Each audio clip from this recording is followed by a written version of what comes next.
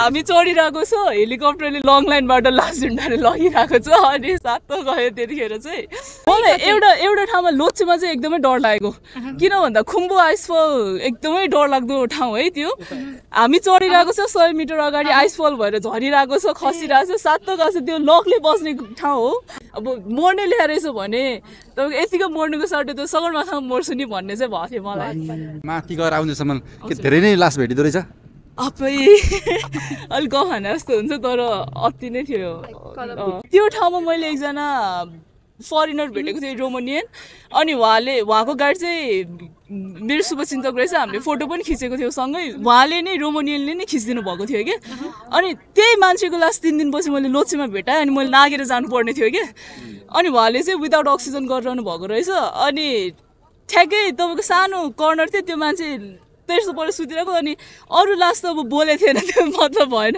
त्यो मान्छे चाहिँ बोलेको उसले मेरो फोटो पनि खिचिदिएको भएर ठ्याक्कै 3 दिनपछि त्यो मान्छेको लास्ट देख्दाखेरि चाहिँ अलिकति गाह्रो चाहिँ भएको थियो लोच्छेमा चाहिँ चढियो आयो सोचेको पनि थिएन सगरमाथा चढ्दाखेरि एकदम गाह्रो भइसकेको थियो हाइपरथर्मिया मेरो सँगैको साथीको 3टा औँला नै फ्रस्ट बाइट भयो कालै भयो काट्नुपर्छ भनेर भनिरहेको थियो अनि धन्न थ्याङ्क गड मलाई चाहिँ के भने मेरो शेर्पाहरू एकदमै राम्रो पढ्नु भयो कम्पनी राम्रो पढ्यो गाइडमा पनि डिपेन्ड हुँदो रहेछ फोटो खिच्छु सबमिट फोटो खिच्छु भनेर अक्सिजन निकालेको त म त घुम्न थालेँ क्या त्यहाँ त अक्सिजन पुग्दैन नि त रिङ्गट लायो अनि सकेन दाइ म त अक्सिजन निकालेँ त फोटो खिच्न सकेन भने अनि अनुहार चिनेन भने त तिमीलाई त सर्टिफिकेटै दिँदैन भने क्या मेरो त आहा त चिन्छ नि दाइ भनेर म अक्सिजन लाएर मैले सबै सबमिट गरेँ म चाहिँ सकेन त्यहाँ अक्सिजन निकालेर बस्नै सकेन कति समय बस्नुभयो तपाईँ माथि सगरमाथामा त बसेँ म 45 मिनट जति बसेँ किन भन्दा एकजना चाइनिज केटी हुनुहुन्थ्यो ट्याक्कै हिलारी स्टेप भनेको लास्ट इयर पनि त्यो कर्नेस भटेर मान्छेहरू बित्नु भएको थियो त्यो ठाउँमा अनि त्यो चाहिँ रिस्क हुन्छ धेरै भिड गर्नु मिल्दैन अनि त्यहीँ एकजना चाइनिज केटी लडिदिनु भयो कि अनि बियोस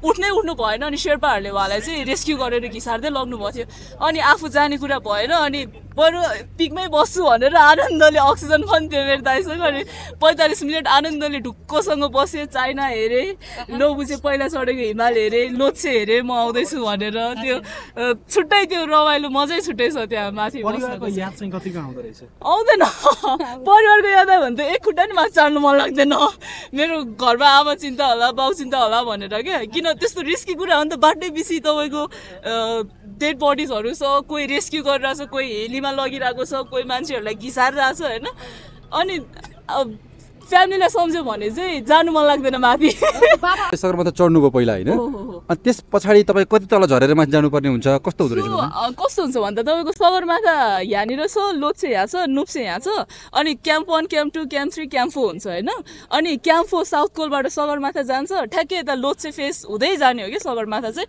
अनि लोच्छे फेसमा तपाईँको क्याम्प 4 हुन्छ फेरि सगरमाथा चढेर अनि साउथ कोलमा क्याम्प 4 मा झरेर लोच्छेको क्याम्प 4 मा पुगेर अनि त्यसपछि पिकमा जाने हो कि अर्को धेरै झर्नु पर्दैन क्याम्प 4 टु क्याम्प 4 झर्नु पर्छ कहिले फिल भयो तपाईलाई त हिमाल चढिरहँदा ला म त नसक्ने रहेछु गलेको फिल हैन गिभ अप गर्दिम कि त्यो खालको फिलिङ्स आयो आएन मलाई एउटा ठाउँमा लोच्छेमा चाहिँ एकदमै डर लागेको किन भन्दा खुम्बु आइसफल एकदमै डरलाग्दो ठाउँ है त्यो हामी चढिरहेको छ 100 मिटर अगाडि आइसफल भएर झरिरहेको छ खसिरहेको छ सातो गएको छ त्यो लकले बस्ने ठाउँ हो अनि त्यो ठाउँमा मैले एकजना फरेनर भेटेको थिएँ रोमानियन अनि उहाँको गाडी चाहिँ मेरो शुभचिन्तक रहेछ हामीले फोटो पनि खिचेको थियौँ सँगै उहाँले नै रोमानियनले नै खिचिदिनु भएको थियो कि अनि त्यही मान्छेको लास्ट 3 दिनपछि मैले लोच्छेमा भेटाएँ अनि मैले नागेर जानुपर्ने थियो कि अनि उहाँले चाहिँ विदाउट अक्सिजन गरिरहनु भएको रहेछ अनि ठ्याक्कै तपाईँको सानो कर्नर थियो त्यो मान्छे त्यस्तो परेर सुतिरहेको अनि अरू लास्ट त अब बोलेको थिएन त्यो मतलब भएन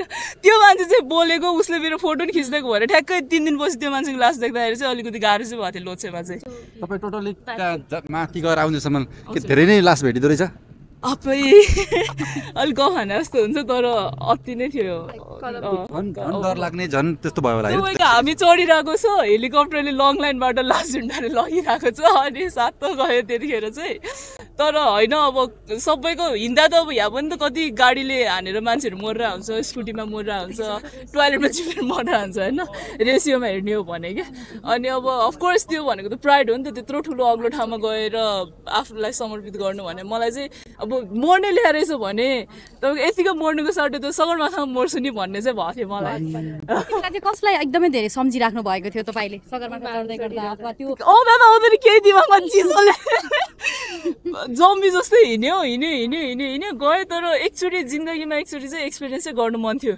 किन आफ्नै देशमा भएको कुरा हो सगरमाथा भन्ने कुरा। यति प्रिभिलेज छौँ हामी होइन। अरूको देशमा भइदिएको भए डलर तिरेर हामी जानु पर्थ्यो, जुन चाहिँ हामी सक्दा पनि सक्दैनौँ। नेपाली पैसामा चढ्नु पाउनु भने एकदमै भाग्यको कुरा हो। त्यही माथि सोध्छु भनेर पनि हुँदैन, धेरै जाने रहरहरू थियो, सगरमाथा चढ्ने रहर थियो। तर अब पैसा हजुरहरूलाई थाहा रहेछ। तर यति प्रिभिलेज छौँ कि नेपालीहरूलाई चाहिँ सस्तो छ गोराहरूलाई भन्दा, र स्पोन्सरहरूले पनि धेरै नै हेल्प गर्नुभएको छ मलाई यसमा सबैजना। अनि कतिजनाले चाहिँ भन्नुभएको छ कि कमेन्टमा स्पोन्सरको के अरे प्रचार गर्नु गए जस्तो। मेरो सपना पुरा गर्नको लागि मेरो हरेक पाइलामा सपोर्ट गर्नुभयो हो नि त उहाँहरूले। त्यसरी मैले उहाँहरूलाई थ्याङ्क यू त भन्नै पर्छ। अनि मैले सबै पोस्ट फर्स्टमा चाहिँ स्पोन्सरलाई प्रायोरिटाइज गरेर थ्याङ्क यू भनेको थिएँ कि। अनि त्यो पनि मिडियामा आइदियो भने चाहिँ मलाई चाहिँ आइदियो भने बेटर होला भनेर चाहिँ मैले यो कुरा निकालिहालेँ। सबै मेरो स्पोन्सरहरूलाई म प्रेस मिट पनि राख्छु एकदमै राम्रो वेल म्यानेजसँग। अनि सबै हजुरहरूलाई पनि इन्भाइट छ, 2-3 दिनपछि गर्छु होला। सबै स्पोन्सरहरूलाई थ्याङ्क यू भनेर। किन भन्दा एक पैसाको भ्याल्यू हुन्छ त्यहाँ माथि। तपाईँको 1 लाख रुपियाँ 2 लाख रुपियाँ तिरेर अक्सिजन किन्छु भने पनि पाउँदैन क्या सकिसकेपछि। त्यहाँ त्यति भ्याल्यू हुन्छ क्या, कसैले आफ्नो पन्जासम्मै खोलेर दिँदैन कि त्यहाँनिर होइन। हरायो खस्यो भने सक्यो, तपाईँको करोडौँ दिन्छु भने पनि पाउँदैन त्यहाँ भनेपछि। त्यति भ्यालुएबल हुन्छ क्या हरेक कुरा हरेक पैसाको। अनि त्यही नै हो, जसले मलाई सपोर्ट गर्नुभयो एकदमै खुसी छु। अनि चढियो आयो, सोचेको पनि थिएन। सगरमाथा चढ्दाखेरि एकदम गाह्रो भइसकेको थियो, हाइपरथर्मिया। मेरो सँगैको साथीको 3टा औँला नै फ्रस्ट बाइट भयो, कालै भयो, काट्नुपर्छ भनेर भनिरहेको थियो। अनि धन्न थ्याङ्क गड मलाई चाहिँ के भने मेरो शेर्पाहरू एकदमै राम्रो पढ्नु भयो, कम्पनी राम्रो पढ्यो, गाइडमा पनि डिपेन्ड हुँदो रहेछ। अनि त्यही हो, हिमालको टाइगर चाहिँ शेर्पाहरू नै हुँ। इफ मेरो शेर्पा दाइ नभइदियो भए चाहिँ म पनि सकिन्थ्यो होला माथि। त्यो चाहिँ हो, शेर्पाहरूलाई चाहिँ हामीले अप्रिसिएट गर्न नै पर्छ। जस्तो तपाईँको चाहिँ गाला र ओठ चाहिँ फुटेको त्यो फोटोहरू चाहिँ हामीले देखेका थियौँ, त्यो बाहेक अरू चाहिँ तपाईँलाई केही पनि मलाई केही भएन। मेरो एकदमै मेरो झन् पक्का ठेट शेर्पा दाइ पढ्नु भएको थियो मेरो गाइड होइन। हरेक कुरा उहाँ थियो माथि क्याम्पमा चुरो खाएर म अक्सिजन लाएर बसिरहेको थिएँ दाइ होइन। यस्तो मजाले मलाई हेल्प गर्नुभयो, कम्पनी धेरै राम्रो पर्यो, सबै केयर राम्रो भयो। मलाई चाहिँ अलिकति केही त्यो एउटा स्क्रच पनि भएन। ओके, जस्तो कि अब हिमाल चढेर आउनुभयो नि त, हिमाल चढेपछि के पाठ सिक्नुभयो तपाईँले? जिन्दगीको भोगाइहरू सबै म चाहिँ हिमाल नचढे नि एकचोटि ट्रेकिङ चाहिँ जानु भन्छु सबैजनालाई। लाइफमा चाहिँ धेरै कुरा सिकिने रहेछ। आफूलाई धेरै कुरा गरेँ, धेरै कुरा सिकेँ जस्तो लाग्थ्यो। अनि बुगिएको इन्सिडेन्ट पनि हजुरहरूलाई थाहा नै सबै कुराहरू होइन। हजुरहरूले यति माया गर्नुभयो, सपोर्ट गर्नुभएको थियो, सबैजना आउनुभएको थियो बुगिमा पनि, मलाई यसरी सपोर्ट गर्नुभएको थियो मिडियाहरूले। अनि गर्दै गयो, फेरि एक्लो मुभी पनि आयो, सोचेको जस्तो मुभी एक्सन मुभीहरू पनि भइरहेछ। अनि आफूलाई चाहिँ किन अचिभ गरे जस्तो चाहिँ भएको थियो होइन। तर त्यो एउटा आफ्नो अचिभमेन्ट बिसाउने पनि एउटा ठाउँ हुँदो रहेछ क्या। जब म सगरमाथामा पुगेँ टुप्पोमा, आफू त केही पनि भएन जस्तो लाग्यो कि। अनि आफ्नो अचिभमेन्टहरू पनि हुन्छ नि, त्यो आफ्नो त्यो एउटा सक्सेसको भार बिसाउने ठाउँ हुन्छ नि। अनि अब कसैले मलाई सोधेर तपाईँको सक्सेसको रेट चाहिँ के हो भने चाहिँ म चाहिँ 8,848 भन्छु। मैले त्यहाँ बिसाइरहेको छु कि। अनि जति म तल झर्दै गएँ होइन, त्यति आफूलाई त्यो हुन्छ नि सानो सानो सानो सानो। यहाँ आएपछि त कस्तो रित्तो फिल भइरहेछ कि अब फेरि बिगिनिङदेखि स्टार्ट गर्नुपर्छ, अब के गर्ने होला त्यहाँ बिसाएर आइसक्यो होइन। अब त्यो मनको त्यो भारी कस्तो हल्लुका भएको छ कि, त्यो उडेको जस्तो पनि भएको छैन, आफूलाई झन् सानो फिल भएको छ। अनि हिमालले चाहिँ आफूको भनेर ठाउँमा चाहिँ ल्याउँदो रहेछ कि मान्छेलाई, आफूको भनेर चिनाउँछ। अनि त्यसपछि एउटा ठाउँ देखाउँछ। उचाइमा पुगेर आफूलाई चाहिँ कस्तो देखिँदो रहेछ? सबैभन्दा उचाइमा पुग्नु भयो नि त तपाईँ? हजुर, सबैभन्दा उचाइमा पुगेर आफूलाई हेर्दा चाहिँ कस्तो देख्नु भयो? आफूले एकदम ऐना थियो त्यहाँ है। अनि फोटो खिच्छु, सबमिट फोटो खिच्छु भनेर अक्सिजन निकालेको त म त घुम्न थालेँ क्या। त्यहाँ त अक्सिजन पुग्दैन नि त, रिङ्गट लगायो। अनि सकेन दाइ, म त अक्सिजन निकालेर त फोटो खिच्नु सकेन भने। अनि अनुहार चिनेन भने त तिमीलाई त सर्टिफिकेटै दिँदैन भने क्या। मेरो त त चिन्छ नि दाइ भनेर म अक्सिजन लगाएर मैले सबै सबमिट गरेँ। म चाहिँ सकेन, त्यहाँ अक्सिजन निकालेर बस्नै सकेन। कति समय बस्नुभयो तपाईँ माथि? सगरमाथामा त बसेँ म 45 मिनट जति बसेँ। किन भन्दा एकजना चाइनिज केटी हुनुहुन्थ्यो, ट्याक्कै हिलारी स्टेप भनेको लास्ट इयर पनि त्यो कर्नेस भटेर मान्छेहरू बित्नु भएको थियो त्यो ठाउँमा। अनि त्यो चाहिँ रिस्क हुन्छ, धेरै भिड गर्नु मिल्दैन। अनि त्यहीँ एकजना चाइनिज केटी लडिदिनु भयो कि।